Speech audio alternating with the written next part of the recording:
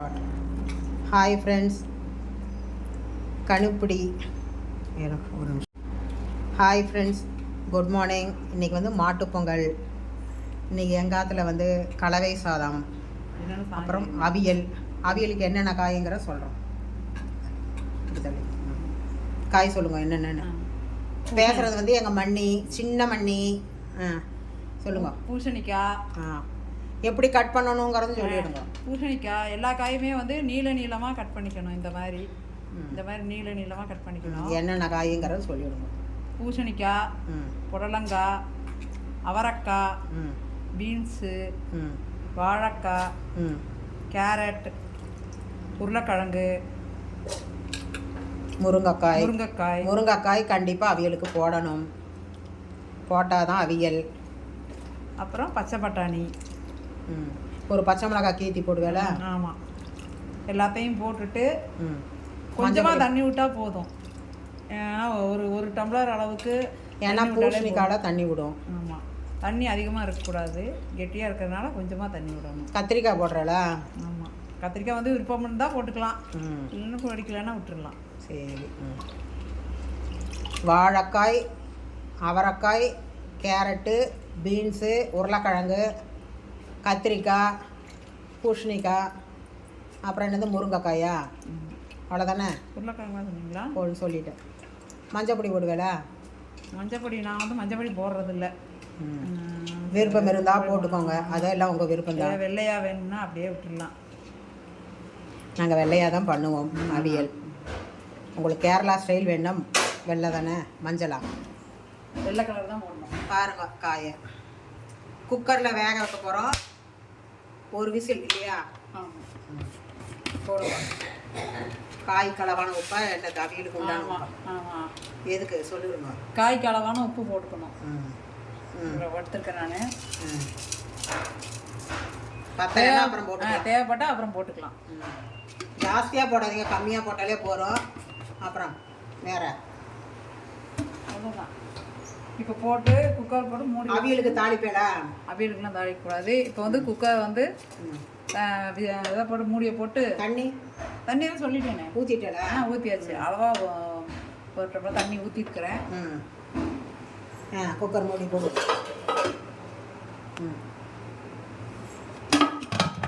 எத்தனை விசில்? ஒரு விசில் போட்டால் போதும்.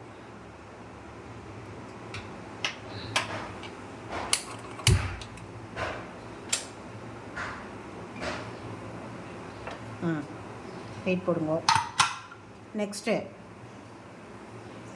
என்னது? இப்போ எந்த சாதத்துக்கு வறுக்க போகிறேன்? இப்போ தயிர் சாதத்துக்கு வறுக்க போகிறோம்.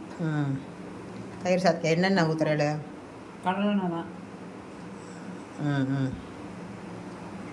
அதுக்கு என்னென்ன போடுறேன்? 2 ஸ்பூன் எண்ணெய் ஊற்றிட்டு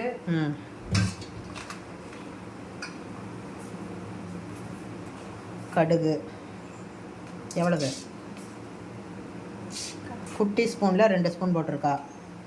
கடுகு நல்லா பொரிஞ்சதுக்கப்புறம் சொல்லுங்கள், நீங்களே சொல்லுங்கள். கடுகு பொரிஞ்சதுக்கப்புறம் உளுத்தம்பருப்பு 2 ஸ்பூன். இது கடலைப்பருப்புலாம் தேவையில்லையா? கடலைப்பருப்புலாம் தேவையில்லை.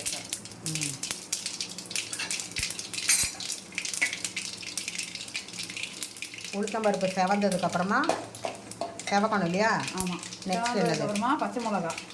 எத்தனை மிளகாய்? பச்சை மிளகா நான் ஒரு 5-6 பேருக்குன்றதுனால ஒரு 3 மிளகா நறுக்கி வச்சுக்கிறேன். காரத்தை பார்த்து போட்டுக்கலாம். ஆஹா, என் மேலே தெரிக்குது.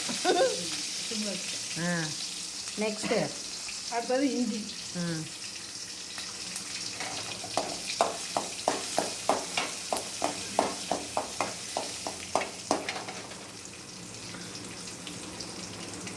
இஞ்சி போட்டு கொஞ்சம் வதக்கினதுக்கப்புறமா பெருங்காயமா?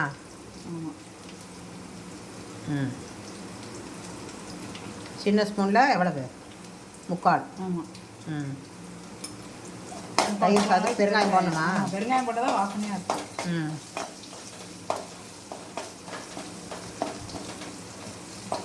கருவேப்பிலையும் கொத்தமல்லியும் அதில் போட்டு வதக்கக்கூடாது. அது வந்து அப்புறமா பச்சையாக அப்புறமா தான் போட்டுக்கணும். தயிர் சாதம் என்னென்ன கலப்பேடு சாப்பாட்டில்? சாதத்தை வடித்து வச்சு நல்லா குழைய வடிச்சுக்கணும். தயிர் சாதத்துக்கு. ஆமாம், தயிர் சாதத்துக்கு நல்லா குழைய வடிச்சுட்டு அதுக்கப்புறம் பால் பால் நிறைய விடணும், தயிர் வந்து கொஞ்சமாக விடணும். அப்போ தான் நல்லா டேஸ்ட்டாக இருக்கும். அது உப்பு எல்லாம் போட்டு தாளிச்சதெல்லாம் போட்டு கருவேப்பிலையும் கொத்தமல்லியும் போட்டு நல்லா பசஞ்சிடணும். இப்போ தயிர் சாதத்துக்கு முந்திரி பருப்பு வேர்க்கடலையெல்லாம் போடலாமா? முந்திரி பருப்பு போடலாம். அப்புறம் வந்து இது மாதுளை போடலாம். ஃப்ரூட்ஸு மாதுளம்பழம் மட்டும்தான் போட முடியும். மாதுளம்பழம், திராட்சை, பச்சை திராட்சை. மாதுளம்பழம், பச்சை திராட்சை. கருப்பு போடக்கூடாது. கருப்பு போடக்கூடாது, அது கொஞ்சம் புளிப்பு அதிகமாக இருக்கும். இது முடிஞ்சது. நெக்ஸ்ட் இதை கொண்டு போய் சாப்பாட்டில் கொட்டணுமா? ஆமாம்.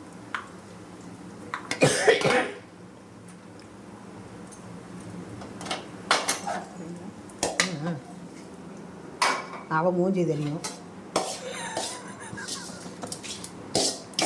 அப்புறம் இதெல்லாம் பார்த்துட்டு நெக்ஸ்ட்டு அதை எடுத்து இந்த பக்கம் வச்சுருங்க. அடுத்தது அதே வானலியில் நெக்ஸ்ட்டு இது லெமன் சாத்துக்கு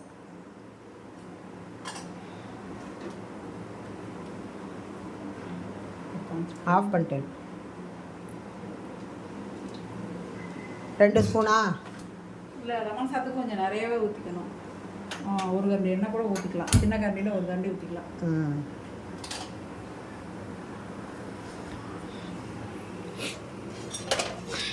எண்ணெய் பார்த்துக்கோங்க. உங்களுக்கு கம்மியாக வேணுனாலும் கம்மியாக ஊற்றிக்கோங்க. இங்கே பெரிய குடும்பம், அதனால் வந்து கொஞ்சம் நிறைய எண்ணெய் ஊற்றுறோம். உங்கள் வீட்டில் ஆளை பொறுத்து நீங்கள் போட்டுக்கோங்க. கரெக்டாக?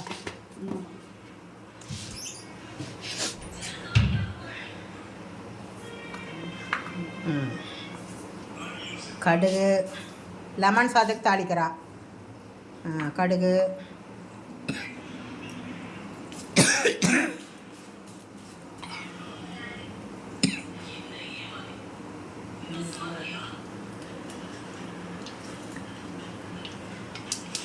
இப்போதான் வெடிக்கிறது. கடலைப்பருப்பு சின்ன ஸ்பூனில் 2 ஸ்பூனா? 2.5 ஸ்பூன்.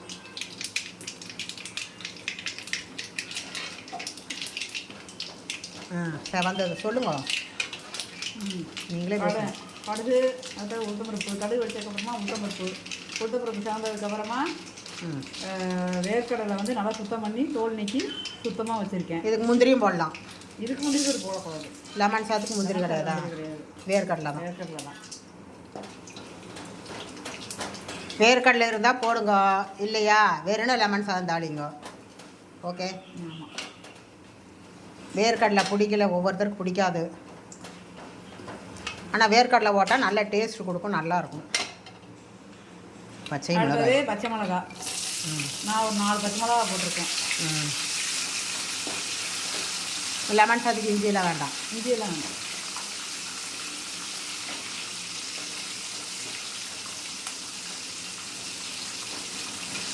அடுத்தது கருவேப்பிலை.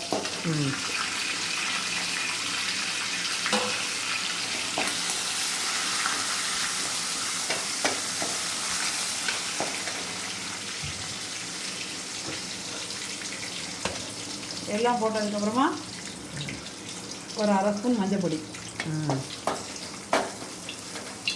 மஞ்சள் பொடி எதுக்கு போடுறீங்க? மஞ்சள் பொடியே கலருக்காக, ஃப்ளேவருக்காக தான் போடுறோம்.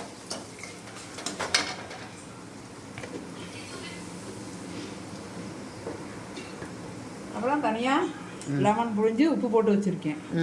ஏன் உப்பு போட்டு வச்சாதான் அது வந்து கசக்காமல் இருக்கும். அதனால் உப்பு போட்டு லெமனில் உப்பு போட்டு வச்சுருக்கிறேன். நான் வந்து எங்களுக்கு ஒரு 6 பேருக்கு வேணுன்றதுக்காக பெரிய பழமாக 2 பழம் புழிஞ்சிருக்கேன். புளிப்பை பார்த்து போட்டுக்கலாம். ஏன்னா அதில் ஊற்றிடுவேளா? ஊற்றக்கூடாது, தனியாக தான் வச்சுக்கணும். ஊற்றினா கசந்துரும் இல்லையா? ஆமாம், சூட்டோடு ஊற்றக்கூடாது.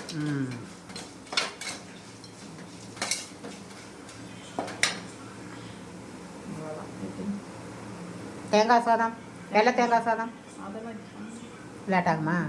சரி, என்ன சாதம் சொல்லு. தேங்காய் சாதமா? இது வந்து பேசுறது எங்கள் அக்கா, குட்டி அக்கா. குட்டி அக்கா, நொடு அக்கா. என்னென்ன போட்டிருக்கு அதில் தேங்காய் சாத்துக்கு? தேங்காய் சாத்துக்கு கடலைப்பருப்பு, உளுத்தம்பருப்பு, ம் கடுகு, ம் அப்புறம் வேர்க்கடலை.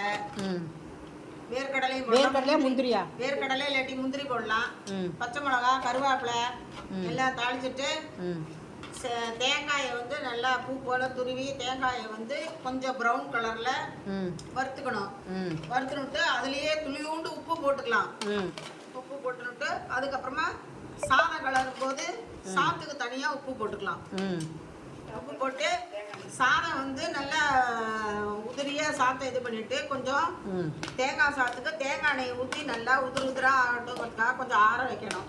அதுக்கப்புறம் இதை போட்டு கலர வேண்டியது. தேங்காய் சாதம் ரெடி. தேங்காய் சாதம் ரெடி. அது என்ன சாத்துக்கு? அது புளி சாதம். புளி சாதமா லெமன் சாதமா? புளி சாதம்.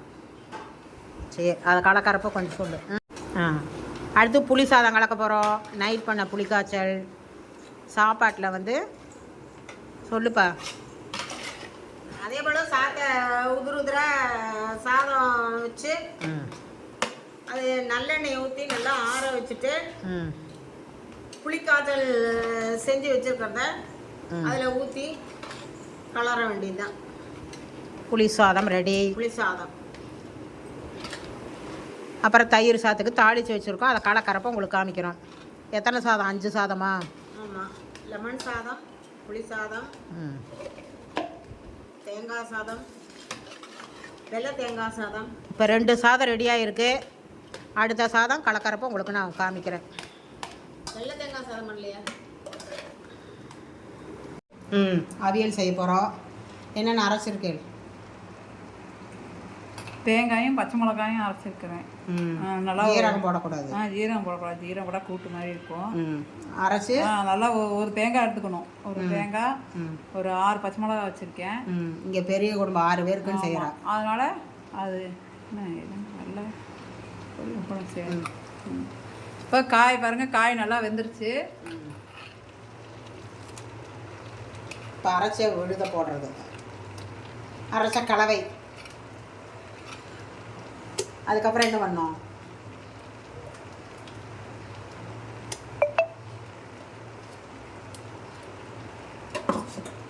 பேசுங்கள். கலவையை போட்டுட்டு நல்லா வந்து கிளறி கொடுக்கணும். ஃபுல்லாக எல்லாத்துலேயும் படுற மாதிரி கலரணும். ஆமாம், நீங்கள் தான் பேசணும். கிளறி கொடுத்துட்டு கொஞ்சம் அதோட சேர்ந்து ஒரு கொதி வரணும். பச்சை வாசனை போகணும். ஆமாம்.